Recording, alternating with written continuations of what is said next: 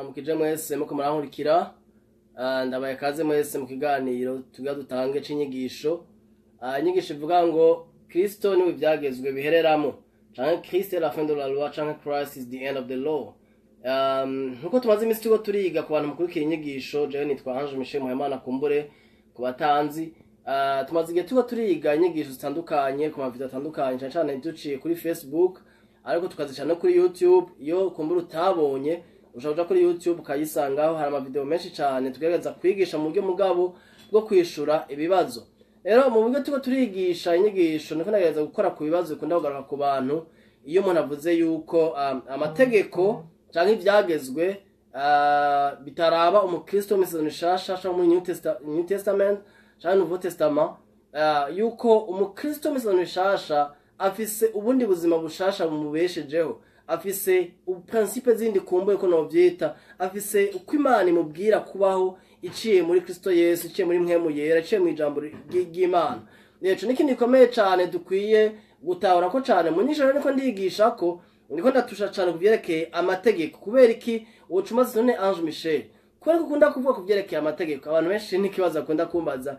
Ubwa mbere gito ndabivuga ko kubera ni kibazo kiri mu mashengero kimu bantu b'Imana, aho abantu benshi bagira ibibazo ugasanga bariko baraba mu buzima bw'amategeko buruhishije agakiza k'amategeko. Umuntu akaba akijijwe kandi ashaka kuba kamemta nk'umuntu w'isezerano rya kera agabaho mu buzima bw'amategeko buruhishije.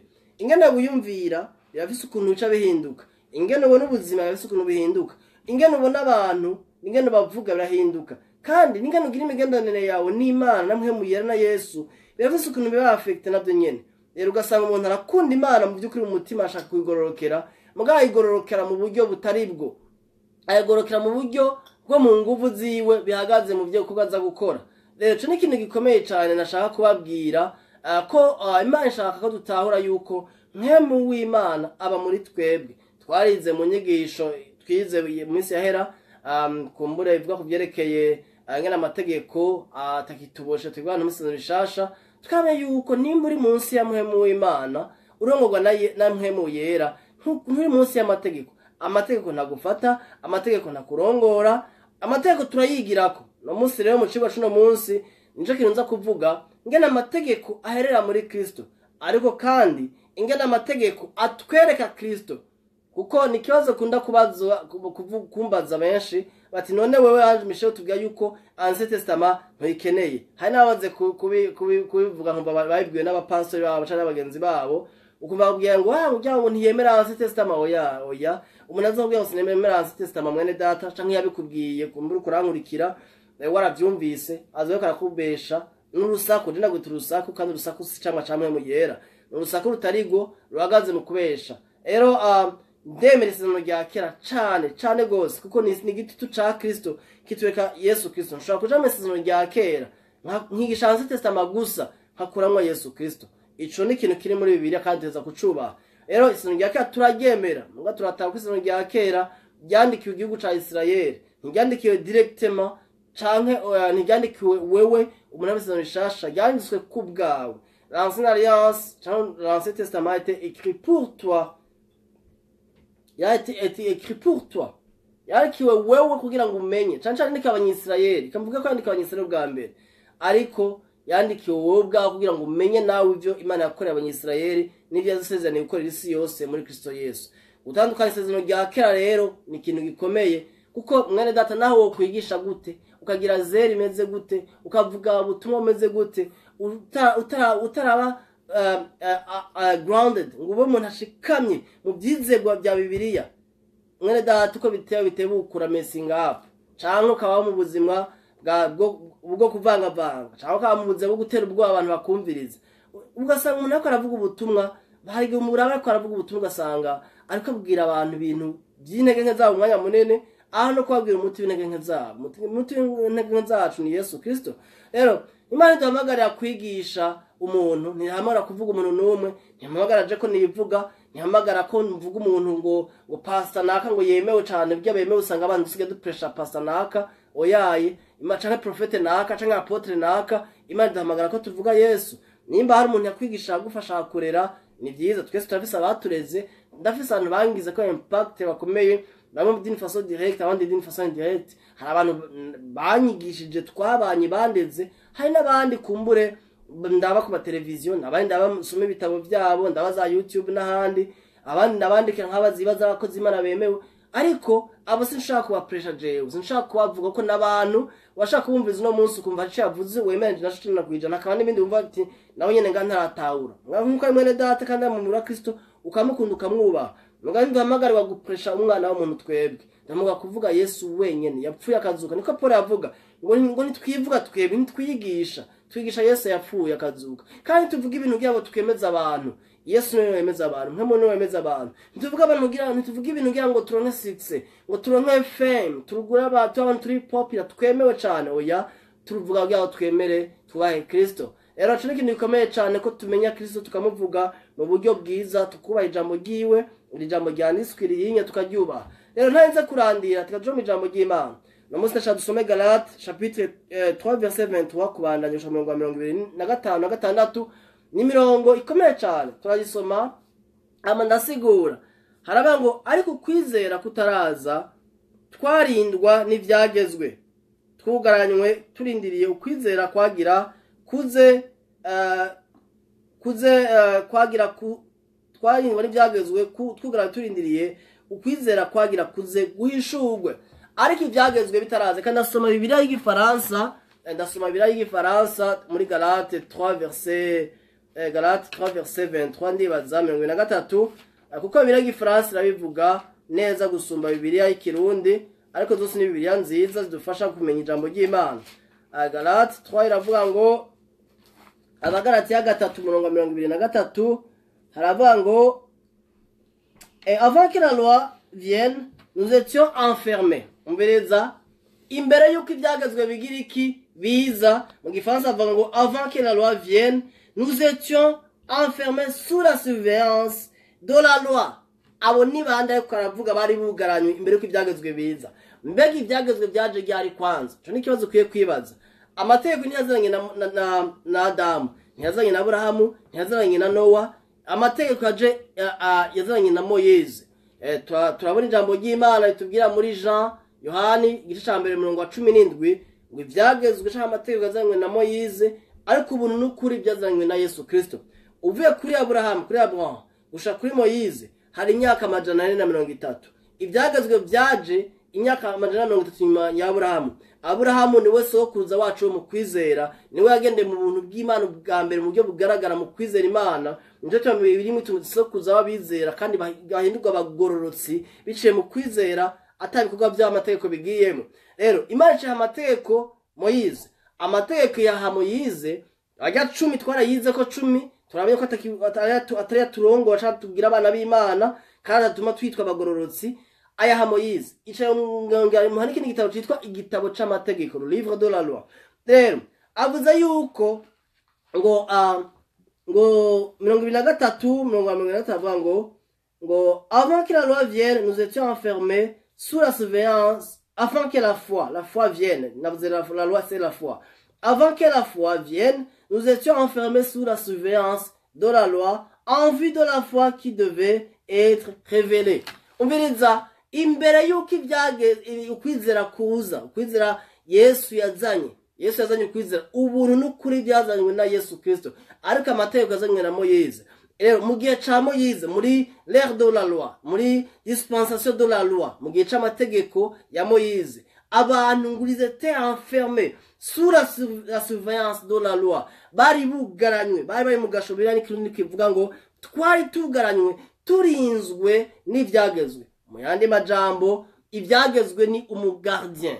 Ils étaient sous le gardiennage de la loi. Bari munsi y'ukurindwa. Kwara abarinda. Umurongo wa 22 utubwira gute ngaho hejuru. Verset 22. Ngomel l'écriture a tout enfermé sous le péché, afin que la promesse soit donnée par la foi en Jésus-Christ à ceux qui croient. Kadusoma umurongo wa 22 mu Kirundi. Bica dutuma gutahura igituma bavuze ngo twaye twugaranywe turinzwe. Hatubwira 22 ngo ariko ibyanditswe bivuga yuko byose byugaranywe ngo biganzwe n'icaha, kugira ngo abizera bahabwe byasezeranywe biheshwa no kwizera Yesu Kristo. Muri make amategeko yaraje arinda abantu abuganye ko abantu bari basanzwe bari mu byaha. Amategeko acaraza abashiraho akarimbi, abashiraho ni nk'uruhome yubatse kuri bo, like a hedge mu Congereza, ashaka clôture kugira abakingire abereka ibibi n'ivyiza. Ari ikindi amategeko yaza gukora, yaza kuzamura icaha mu mitima yabo kugira ngo bamenye ivy'Imana ikunda n'ivy'Imana idakunda. Rero kandi bitubwira yuko amategeko yaje kugira ngo icaha naco gishobore kugwira. Nika tusomeye umurongo muri Abaroma 5, Abaroma 5 umurongo wa 20 ndibaza haravuga kuko umuntu ashobora ati byakaravuga nibiki. Commence 5:20 ngo ariko ibyagezwe byaje navyo kugira ngo gucumura kugwire. Umviriza, amategeko ntiyaje kugira ubugororotsi bugwire, yaje kugira ngo gucumura kugwire. Ini jambo rikomeye, yamara icaha cagwiriye niho ubuntu bw'Imana bwarushirije kugwira.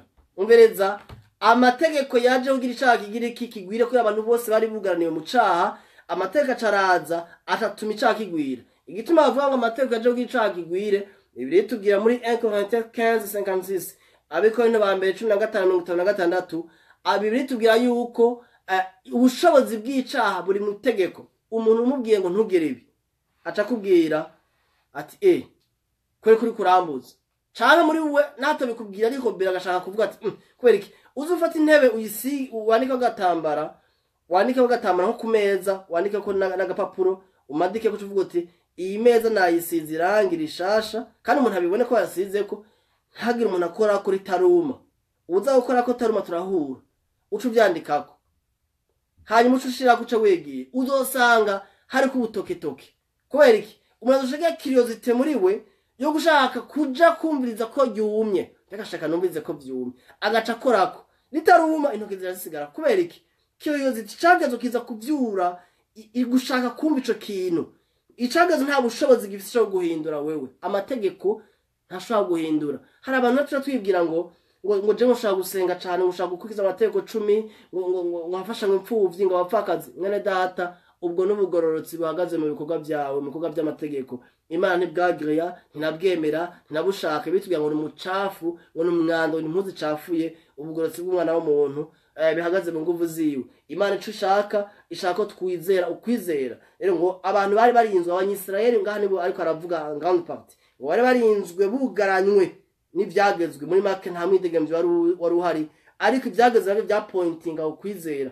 Byavuga ati jewe naho ndabarinze hari ukundi muntu yitwa kwizera agiraze, hari ukwizera kugira kuze. Ubwo kwizera ni kwaza jewe byo kubarinda bizoba biheze, ibyo kubabuza ngo ntimukore ibi ntimugire ibi bizoba biheze, muzoba musigara murongwa no kwizera. Kuko kwizera koko kuzobashoboza byose. Kandi bitubwira ngo ntawe ushobora guhimbara Imana atizera yuko ibaho kandi igira neza abayizera kandi bakayegera. Mwene data, nta muntu ashobora guhimbara Imana adaciye mu kwizera. Uno munsi imisezerano mishasha, imisezerano rya kera baragerageza amategeko n'ibikorwa byabo, ariko imisezerano mishasha rya Kristo uno munsi ntibishoboka. Uno munsi ugira uhimbara Imana rongorwa no kwizera. Biritubwira ngo turongorwa n'ibyo tubona, turongorwa no kwizera. Ukwizera ni iki? Nukwemeza neza kekenya kw'ivyo Imana ivyivuga byose ari ukuri. Iyo ni paraphrase yiwanje. Kwemera neza mutima ndakekeranya kwijambo ry'Imana, ivy'Imana yavuze kuri Kristo, about Christ, n'ivy'Imana yakuvuze ko wewe muri Kristo Yesu ko ari ukuri. Imana ivuga yuko kwizera ko gushoboza no ukuri. Byizere rero wemezwe neza mutima udakekeranya ko ari ukuri. Imana ivuga kuri umugororotsi, emera neza mutima udakekeranya kugororotse, kuri uwera, kuri umwana w'Imana, ko atarubanza rukuriko, ko ari Israel gishasha, ko Yesu muvukana, ko ufise ubugingo budashira, ataco bukwaka. Ntaco bukwaka. Paulo avuga ngo nzi neza ko atashobora n'urukundo rw'Imana ruri muri Kristo Yesu. Hari abantu babigisha yuko bashaka gutakaza agakiza. Yesu uko ndabyizera, sinizera yuko bashaka gutakaza agakiza, nizera ahubwo ko umuntu persevere mu kwizera. Ije bita la perseverance des saints, the perseverance of the saints mu Congereza. Nuko Bibiliya yabyigisha yaguhamagaye, niyo mwizigirwa niyo yaguhamagaye izokurinda. Niko Bibiliya yigisha. None nshaka ngo cambaho ko nshatse ngo ntaco puvuga natakaza agakiza ntibinakunda, ahubwo niyo bishitse ugatribisha kandi twese biragushikira kumwe byagushikiye no munsi. Ariko ubwo buntu bw'Imana, ubwo bushobozi bwa Yesu muri wewe, ubuzima bwiwe buca kugira buti naho biruko, naho wabaye uko wowe nturi ibyo wakoze, hindukira ukate uje mu ino nzira nshasha Yesu yaguciriye urungwa no kwizera nturongorwe n'umubiri. Rero abantu bari barinzwe n'ibyagezwe imisano rya kera kugira ngo ukwizera kuze 24. Uko niko ibyagezwe byatubereye umurezi aturera akadushikiriza Kristo ngo dusanishirizwe nawe. 24 mu gifaransa. Ainsi la loi était un précepteur pour nous conduire à Christ afin que nous soyons justifiés par la foi.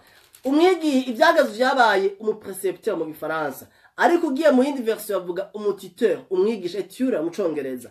Umutiteur mbega yari inde mu gihe cy'ibyagezwe imisano rya kera muri ya bihugu by'Abarabu, muri za Palestine, muri Israeli, Abaroma n'Abagiriki. Yari umuntu mu muryango yabaratowe, umuryango w'umutunzi, nk'umupapa nk'ubujeno byari umwana w'umuhungu. Hama umwana w'umuhungu mfise nk'ibintu byinshi cyane naratunze cyane. Hanyuma nkamuha nkaca ndamubyara, ariko yateza gucarirwa n'umuntu, hateza ko ari umuntu mu aba-esclave abaja biwe mu muryango uwo mugabo yabatunze. Haba ari umuntu yatoye akamusha mu muryango wiwe, akabaza iby'umuryango, iby'umuco, ibintu byose. Uwo mwana agacamumuha akamubwira ati murere umwigisha. Umwana aca bambika ikanzu igaragaza ko ari muri periode yo kwigishwa, yo kuregwa n'undi muntu. Hama akamigisha civisme, akamigisha by'ubutunzi, akamigisha amashuri, gusoma, kwandika, ibintu byose bikenewe. Haba ari imyaka umuvyeyi mu gice ca kane cabivuga ngaha munsi. Haba ari imyaka uwo muvyeyi yaba yarateguye ko uwo mwana wiwe niyayikwiza bazusha muhindurira umwambaro, akava mu mugwi w'aba-esclave ko yacaja kuba hanze mu nzu yindi z'abakozi inyuma. Akava mu mugwi w'aba-esclave akambara ikanzu, akamambika ikanzu yo kuba adopté mu muryango w'abana b'Imana, bakamugira umunsi mukuru, agaca basamuragwa rero akaba umuheritiye w'ibintu byo mu muryango. Rero ngabo katubwira yuko nabo nyene bari barinzwe n'ibyagezwe, bari bafite umutiteur, yari umuprecepteur abakonduiza ngo kino conduise vers Christ, who was leading us unto Christ, yabajana kuri Kristo. Umbizi ibyagezwe bijana bipointinga kuri Kristo, ntibahagarara muri ibyo. That's why jewe mbabazwa cyane n'umuntu ashobora guhagarara ngo bavuga ngo udakurikije ibyagezwe by'Imana ngo uravumwe. Mwene data, umuntu yigisha izo nyigisho, I don't care how much he's anointed, naho yoba azura bapfuye, ucigisha abantu imivumo imisano rya kera, nuko abantu ko ubaha kuba muze bwo kuvumwa. No wonder ko abantu baguma bagwaragurika, no wonder ko abantu baba mu bwoba. Ntibitangaje ko abantu basanga bashona amadayimoni. Umuntu akamara ko yasengera abantu amadayimoni atigera bava mu myaka yose. Ntibitangaje ko abantu ushaka kuba mu buzima bwo kwihebura bakijijwe. Ntibitangaje kubera iki ubare kubasha mu system ya esclavage y'ubuja y'umutiteur, ariko umutiteur yaramaze kuhava. Kubera iki ibyagezwe ntibihagarara muri ibyo. Je tuba yitubwira Yesu ngo ntiyaje gukuraho ibyagezwe, yaje kubishisa. Muri make yaje kugushisa ibi byari bibuze, byari birinzu abantu.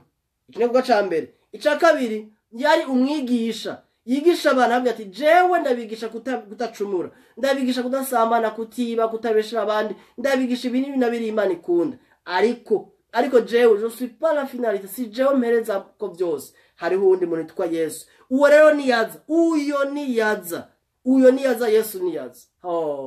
Azobigisha uguruka kose. Na Yesu yavuze ati mwe muyera niyaza, azobigisha ukuri kose. Haleluya. Umviriza mwana tukurangurikira. Ya mategeko ntaherera muri yo. Ntaherera muri Yesu. Njo tuma senga Imana ngo ibi bintu tuko turiga ishengero rya Kristo ribihishurira. Mvuga mu Kirundi cyane ko mfise umutwaro w'u Burundi. Mfise umutwaro ukomeye w'abarundi, abanyarwanda, anavuga n'ururimi. Umunsi Imana ndekwe kuba mu Congereza nzobivuga, gushika ubu ntiyandekura. Nzovuga mu Congereza hageze. Ariko umwanya niko ndavuga mu Kirundi, nasenga imuhemu Imana ngo izi nyigisho zakigwa abantu muzitahura, sitabana umwigisha. Mwebwe muhagara imbere y'abandi mubigisha. Mureke kurongora ishengero ry'Imana nko kumenga umurongo y'aba-esclave banyu. Hari gusanga hari amategeko, hari gupingana, guhagarikana, kugwanyana, ibintu nk'ibyo by'amategeko. Mwene data kubwira ubutumwa nk'ubu bwumvise, ngo bya bintu byabanaka, si byabanaka ni bya Yesu. Amateka jana kurinde Kristo Yesu. Kuko ugwanije ubutumwa bwiza Paul avuga ngo arakavumwa. Galate 1 kivuga ngo umuntu azozabigisha ubundi butumwa bwiza tutabigishije. Ubu Paul niwe yabwigishije. Ngo arakavuma, que cette personne soit anathème. Ngo je le répète, que cette personne soit anathème, ngo arakavumwa. So, how many people are teaching this kind of gospel, which is wrong? Ni bande bigisha ubutumwa butari bwo basubiza abantu mategeko Yesu yarabakuye mu mategeko. Niki nikomeye cyane dukwiye kwimvira ko rero ngo kugira ngo uwo murezi ngo uko ariko ibyagezwe byatubereye umurezi aturera akadushikiriza Kristo. Ni nk'umwigisha kuvana mu wa mbere akujana mu wa kabiri, hakaba ubundi akuvana mu wa kabiri akakwigisha kugira ngo uje mu wa gatatu, ubundi akujana gushika uheze university, ubundi akujana gushika uheze masters, ubundi doctora, uhagira ahantu atayandi mashuri abakihari ubuhejeje. Yesu rero waramwizeye, ibyagezwe ntiyabikiza gukikugwa na kimwe mu buzima bwawe. Naho wowe uri umukristo ntibigikenewe, reka ndayivuge, uvyigiramo kugira ngo urabe Kristo. Ntibigikenewe ngo bikubesheho, ngo bigwagakiza, ngo bikugorore. Oya, aho bikeneye Yesu kugira ngo ugire iki? Kugira ngo dusangishirizwe no kwiza. Pourquoi nous sommes justifiés par la foi? Iyo tuvuze kuba justifié ni être rendu juste, ni kugirwa umugororotsi, atari kwera ibikorwa byawe, ariko kwera igikorwa Yesu yakoze, ngo acarangiye ca Yesu ku musaraba, kugira ugirwa umukiranutsi, ube justifié par la foi en Christ. Ico biri tubwira ngo umatigeze amenya icaha, Imana yamuhinduye icaha ku bwacu, kugira ngo turi muri we duhinduke kugororoka kw'Imana. Ahandi habiri katubwira ni 2 Corinthiens 5:21, yabiko no 2:5-21. Ahandi biri katubwira ngo abarima gatatu ngo bose baracumuye 23 ngo ntibashikira ubwiza bw'Imana, ngo akibasinanishiriza ku buntu, ibashinishiriza ku busa kubw'ubuntu bwayo. Umviza baba justifié gratuitement par sa grâce. Muri makimani guharura kubugororotsi bwa Kristo, wewe uri kurankurikira, uri umukiranutsi, uri juste, uri umugororotsi, ucuvuga uti ati we ntujebwa na ya makosa yanje, kumbe nashwaye n'umudamu wanje matwubakanye, canke ndagira ibi nibi na biriya. Umviza mwene data, kugira uhindure ivyo ukora uteza kwanza guhindura identite yawe. Kugira uhindure ivyo ukora uteza kwanza kumenya icuri. Imana yakugize umugororotsi, yaragize umwana w'Imana. Ivyo ntibyabaye kubera wakurikije amategeko canke yakurikiza, canke usenga cane, canke uvuga ubutumwa bwiza cane, canke utanga ibigira 10 cane. Oya, ivyo byabaye kubera wize Yesu Kristo. Batubwiye ngo dusinanishizwe no kwizera. Kwizera nde? Yesu. Amategeko yaratujanye tujana atubwiye ati Ange Michel uri mboregwa, je nari mboregwa, na muntu mboregwa cane, uriba, uragira ibi na biriya, ntiwubaha abavyeyi, sinabubaha hantu tanagenda n'abatuka. Ivyo byose urabikora ni ivyaha. Mugabo nari ndabizi ko ari ivyaha Andreta, ko mwese murabizi, namwe muratugisha amategeko urabizi. Hanyuma urakeneye Yesu. Numva ubutumwa bwiza rero, barambye ati Yesu yarapfuye, Yesu yarazuse kugira uhinduke umugororotsi, akwabarire, wakira imbabazi z'ivyaha. Uwo munsi ndakira ubwo butumwa bwiza, ndabwizera, ndamukurikira, anyuzuza amahoro, umunezero, agakiza ubuzima, ndahinduka. Ariko ngeze mugakiza mu myaka 2-3 bacatanga kunyigisha amategeko. Ahubwo bashaka misi ya mbere amategeko, ugerebe ntugiribi, ugerebe ntugiribi, basubiza amategeko kwisonzira n'ibindi bitandukanye kugira Imana inyemere. Ndaba mu buzima bubishe, buruhishe, bunanije, gushika Imana yangenda yaheze imyaka 8 ndi mu buzima bw'agakiza bubishe, iranyugurura amaso no bikibanda kinyugurura. Ubu ndazi ko ndi umugororotsi kubwo kwizera, atabigwa na ibi ndiko ndakora byo kuvuga ubutumwa bwiza. So kugira ngo Imana ngo inyemere nk'umugororotsi, ahubwo ndabikora ko nemewe ko ndi umugororotsi. Umva mpera ndabikora mpere kumugororotsi. Bane data, ibi bintu rero biragutuma uhindura na perspective ubonamo ubuzima, n'ingene ubona abantu n'ubutumwa uvuga biratuma ubihinduka. Tubandanye bwa turangiza inyigisho y'ino munsi 25. Ariko kwizera ko kwaje ntitugikeneye umurezi. Mu Gifaransa haravuga gute? Ndaza kuvangura munsi n'igifaransa cyane. La loi étant venue, nous ne sommes plus sous ce précepteur. Urumviriza, kwizera la foi étant venue, ukwizera kwaraje, ntitukiri ukeneye wa mwigisha, ibyageze ntukibikeneye. None what do you go back to the teacher? Kwa gusubira muri uwo mwigisha ibyageze ganshuti yanjye, kwari kwemera kuba sous des enseignements qui te mettent sous la loi, kubera iki wemera kuba sous le joug de la loi, kubera iki ubyemera, kubera kudashaka kugura umutima wango wakira ubutumwa bwiza bwa Kristo nibwo Imana yaguhaye. Bere data, hawo navuga ngo ubutumwa bwiza bwaravuzwe mu Burundi, ngo muri Afrika, muri Amerika. No, ubutumwa bwiza bwa Kristo ntiburavugwa, kuko iyi gospel ntikiravugwa. Ubutumwa bwiza bwa Kristo nuko baravugwa by'ukuri. Hari abavuga sijeje nyine Andreta, je kumure mfise shaka ko ndazi ko Imana yampamagariye. Mamagara wanje uhagaze mu kutahuza ubutumwa bwiza bwa Kristo, ubuntu bw'Imana, gushingire nta butumwa bwiza bwa Kristo nibyo Imana yampamagariye. So ibi Imana yampamagariye ndiko ndakora, nico tubanda bifitisha, hari undi afitisha kuma byo kuvugishwa, urafise ishaka ryo gusengera abantu mu madayimoni, yagenda bikora rimwe na rimwe. Handi afise ishaka ryo gukora ibitangaza, abona ingwara y'ubukumva umubabaro, iyo nishaka giye mugabo twese denominateur koma duhurira no ubutumwa. Ntushaka gukora ikintu na kimwe nk'ico utari grounded muri ibi bintu. kuko uza guhereza kuzimiza abantu cyangwa kwiyumva ko wiyemeye. Cyo tumajengira ikibazo cy'abantu bita ngo man of God. Jewe abantu babinyita no musa muranyandikiye anyita MOG. MOG mu Gifaransa. MOG, man of God, man of God. Namugari uranyita frère Ange Michel. Ni je amatitre sindayakunda, kwa amatitre ça ne change rien. Na titre ngo apotre ngo petit ngo pastor apostle abantu utabise apotre uho bireze mu bajene mandayibona mu bajene abantu utabise ngo apotre cyangwa ngo prophète cyangwa man of God babara cyane abaca isuro joug de la loi. Ntitukiri munsi y'ukurondera amatitre na Yesu ntiyagize yita ibitangaza yaguma yita umwana w'umuntu niko yita le fils de l'homme. Ini titre yo hasi entretike yo kwita umuntu ava kuri Adam asuzugutse kandi yari Imana yashaka ko agati jewe God ntavyigeze agira. Paul ntiga yita igitangaza akora musi turafise ibintu kuba amatitre cyane. Jewe vraiment I'm not into this ibyo bintu kabisa. C'est Ange Michel yo kabisa narigeze ko ndabirimo evangeliste apotre pasteur Ange Michel biragahera mu izina rya Yesu. Yatubwira ngo ntitugikeneye uwo murezi ntitukimukeneye twe turi muri Kristo tukimukeneye. Si nayivuze ni Paul yabivuze ngo mwese muri abana b'Imana kuko kwizera Yesu Kristo. So mwana data kubera ko gumusubira munsi y'ibyagezo kandi Yesu arabwukuyeko. Yesu yaraje ko Yesu yashitse kwizera ko araje. Yesu yaraje ntitugikeneye uwo murezi. Ngandangiza ingisho yanje ndayirangiza muri Romains chapitre 10 chapitre 10 verset 1 au 4e verset. Abantu mu gice cya 10 umurongo wa mbere ku wa 4 atubwira ngo bene data ibyo himbara umutima wanje nivyo nsengera abisirayeli ku Mana no kugira ngo bakizwe. Ndabashingira intayi yuko bafise ishaka ry'Imana ariko si mu buryo bw'ubwenge. Ndaza gusoma mu Gifaransa mu bwe nabivuga ko batari bazi kugororoka kuva ku Mana bakarondera kwishingira kugororoka kwabo ubwabo ntibaganzwe no kuva ku Mana kuko Kristo ari ibyagezwe bishikirako. Birakindi vuga ngo bishikirako muga mu Gifaransa mu Cyongereza bavuga ngo niwe ibyagezwe bihereramwo niwe la fin de la loi. Birakindi yisiguye nabi majama mwami kugira ngo abe aheshe uwizera wese ukugororoka. Kadusome turangiza uno murongo wa nyuma dusomye entreta iyindi mirongo kuba tuzokuya mu nyigisho ndagenda buke mu nyigisho dusome twumve mu Gifaransa bavuga ngo frère le vœu de mon cœur et ma prière à Dieu pour eux c'est qu'ils soient sauvés. Car je leur rends ce témoignage qu'ils ont du zèle pour Dieu mais sans connaissance. Avoir du zèle sans connaissance kugira ishaka atakumenya.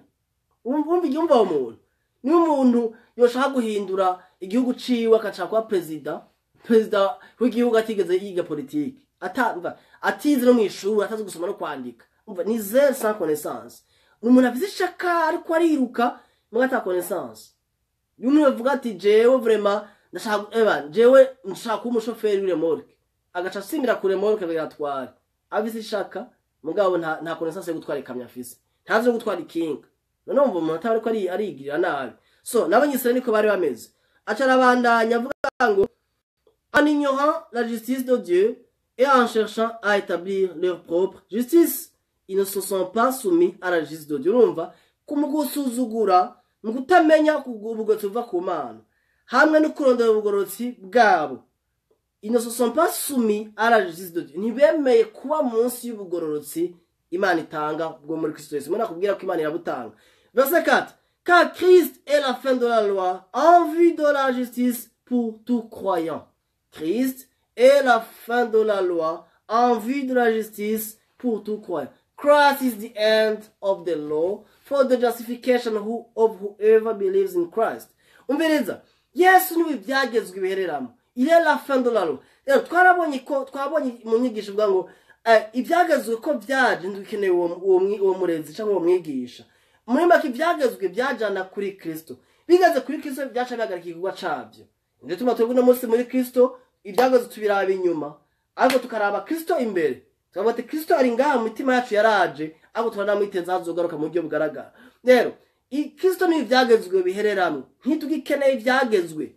Mwana datu kurankurikira urakeneye kubimenya n'ibyo byigisha ariko ntukeneye kubibamwo ntibikeneye kubeshaho. Hari abantu baguma batubwira ngo urumva baguma kubwira ngo urumva ngo byagezwe ngo la loi et la grâce ngo ne sont pas des ennemis ngo sabansi nivyo sabansi birakompletana kuko ubuntu bw'Imana buza gukompleta ico byageze byari bibuze. Yesu yaje gushitsa byagezwe muri make yaje kuzuza ico byari bibuze iki ubugororotsi. Nta muntu ashaka kuba umugororotsi nkuko Imana ibivuga. Nturi umugororotsi asanzwe ufise ubugororotsi bw'Imana. Hallelujah. Ufise the righteousness of Christ. Ufise you are the righteousness of God. Uri wowe kugororoka kw'Imana.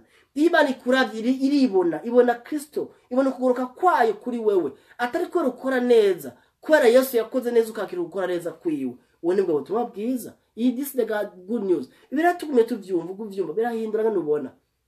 Ukundwe kurankurikira senga Imana ngo ubutumwa bushike kure. Christ is the end of the law. Niwe byagezwe bihererako. Muri make systeme y'amategeko irazi gashika kuri Kristo yavuga ati rero patron yaje yashitse ko yashitse rero jewe ndahejeje kugwa canje ubu reka ntangure ndeke abandanye igikorwa ni relève arafashe igikorwa canje acagerera navugawe kandi byose bya pointinga kuri Yesu niko yavuze ngo la loi le prophète et le proverbe tous parlaient de moi. Niko Yesu yavuze ngo byagezwe bavugishwa na Zaburi cyose ngo byavuga kuri je niko Yesu yavuze. Muri make utabuye ko amategeko ajana kuri Yesu ntusa kwigisha amategeko uca wigisha Yesu. Ariko no munsi benshi baravanga cyo Paul yandika abigarati yavuga ngo mwabagati y'ibijujumwe nivunde abarozi kivuza ensorceler ninde abarozi mwahereye mu by'imwe mu naramuheje mu by'umubiri. Muri make byagezwe byigisha iby'umubiri ni ibintu charnel même si biva ku Mana birera biragorose niko birayivuga ariko ntibihindura umutima w'umuntu. Mwahereye mu mubiri mu nguvu ziwanyu mu guperforma ariko hari ubushobozi bwaje bwa Kristo, hari ubuzima bushasha bwa Kristo bwaje muri wewe ushaka guhindura. Hariho ubutumwa bwiza bwaje, good news ya Kristo ishaka yuko uhinduka. Bene data ndasenga Imana ngo ubutumwa bushike kure. Ndasenga Imana ngo abarundi abanyarwanda mu bwakire ico mwita ikinyoma nica rukuri, ico mwita ukuri nca ikinyoma. C'est ça la vérité. Niko tubiko twabaye amashengero.